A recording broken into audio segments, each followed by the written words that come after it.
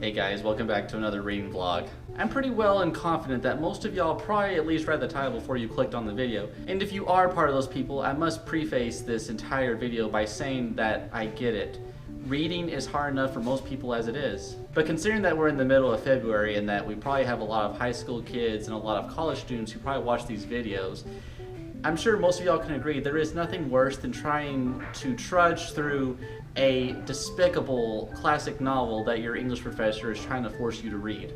I think we can all agree that there is one thing consistent with all classic novels, and why most schools insist on teaching them, is that there's this undying idea that the themes and issues that they teach us can withstand the test of time. Their ideas, characters, and themes are all relevant even to this day, and it's those themes and ideas and what have you that must be instilled in all of our children across America. The entire human experience and landscape is crazy and confusing, and sometimes the best way to convey those feelings is to read it off a piece of paper. Whether it's a sweeping epic about a ship captain trying to hunt down a whale, or a boy and his slave sailing down the Mississippi River, classic novels, along with most forms of art, leave behind a timeless legacy and provide keen insight into the collective minds of the periods in which they were written. So why is it that most people, at least for the significant majority, hate or despise reading classic novels? Kids may say they're boring, adults may say they're not relevant or applicable to our time period anymore. Without getting too much into it, the fact that, at least for kids at least, the reason why they hate to read classic novels is not inherently because they are classic novels. It's because the fact that they are forced upon them in a school environment makes them insipid about reading them.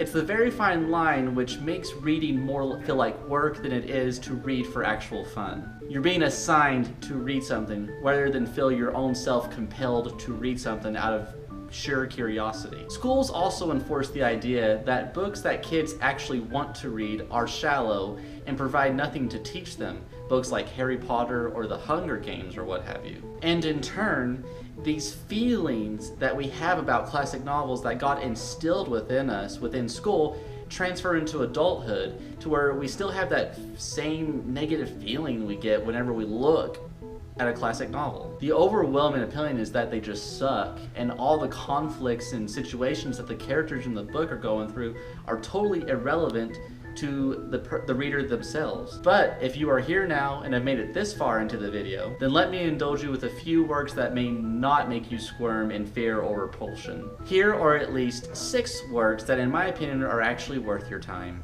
Lord of the Flies by William Golding. I picked this one because I feel like it's easier to relate to, at least for younger generation. We are in fact dealing with children here, which I think in my opinion makes it very relatable, and the various structure and dialogue of the novel itself make it a very easy pill to swallow. That being said, for adults, it is quite an easy read. Many could even find themselves finishing it in one sitting. The book is obviously depressing and dark. It centers on the aspect of a collapsing society and how humans tend to devolve into a form of savagery whenever civilization seems to be thrown out the window. But what makes the story compelling today as it was back then is that all these evil deeds are happening at the hands of children. Though this idea is not original by today's standards, I'm looking at you, Hunger Games. The story does keep its appeal from the inner workings and relations that the kids have with each other while they're on the island. Many will find themselves rooting for some characters while absolutely detesting the others. As long as the novel keeps these aspects running throughout the narrative, then in my mind it is quite a worthy read.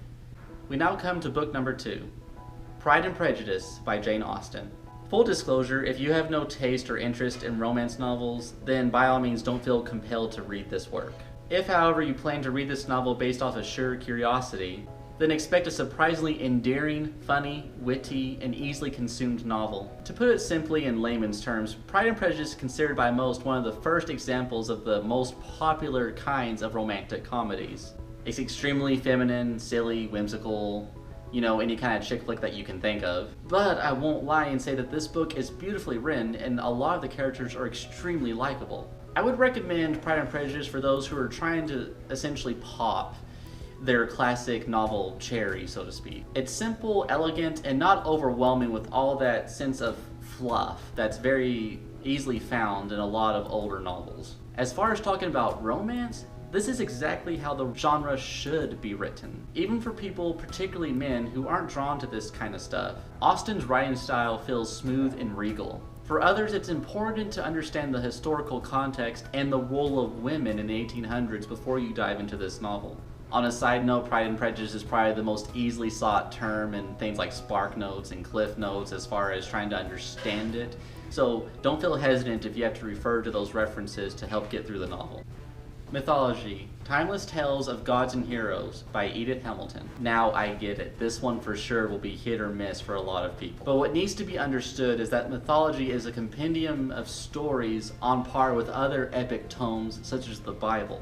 It comprises of all of Greek, Roman, and Norse mythology into one major source. Thus, it's something that should be seen as a supplement to those who enjoy fantasy or other epic stories. Nearly every other novel and other forms of art, like paintings and movies and even video games, take a lot of inspiration from Greek and Roman mythology. While the information can be overwhelming and at times uneven, it is extremely enjoyable to those who enjoy this kind of stuff. That being said, it's not something that you should try and tackle in the same manner that you would try to tackle a novel, but rather it's a source of information that you should return to every once in a while to enhance your knowledge of all things fantasy.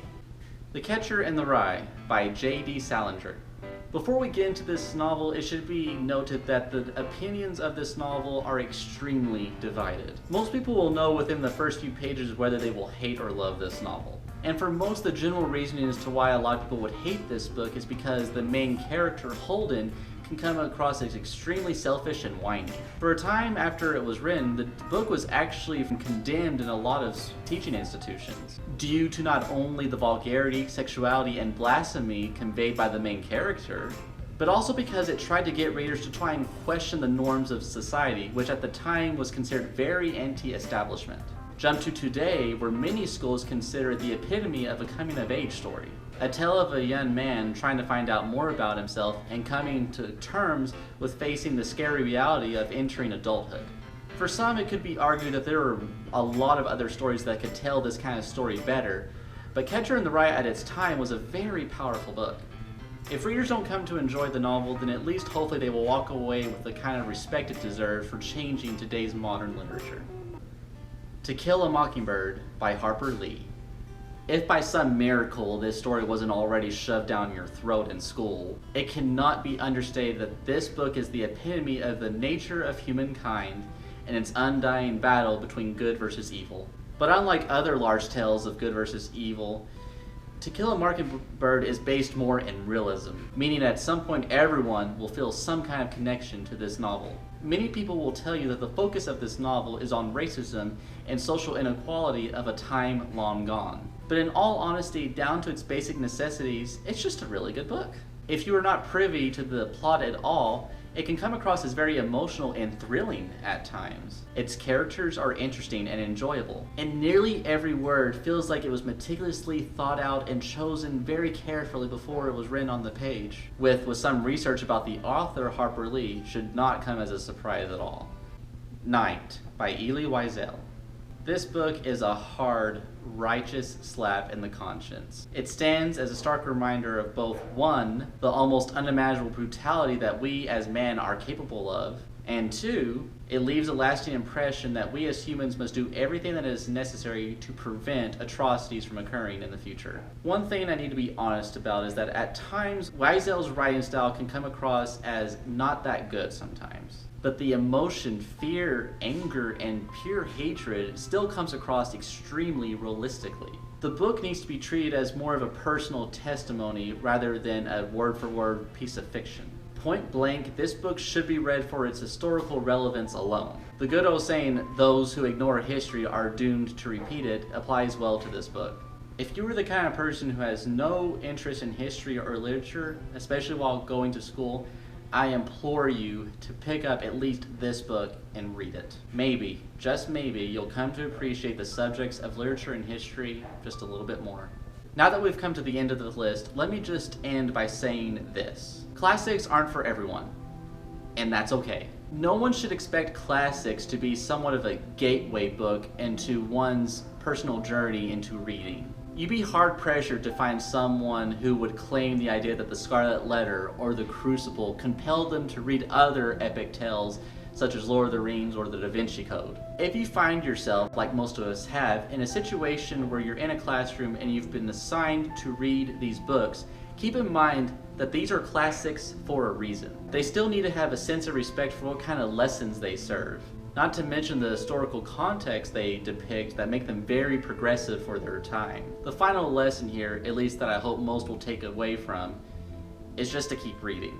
Find stories that you love and mean something to you personally. Don't feel ashamed if you're one of the few who haven't read or enjoyed Huckleberry Finn or Romeo and Juliet. Books are meant to be solitary and are meant to provide an escape and also an opportunity for people to assess what's going on in their real life. None of these books listed, or even classic novels in general, don't have to be the novel that changed your life. Everyone's reading journey is different, as cheesy as that sounds. So embrace the way you get started, because just getting started is the ultimate goal.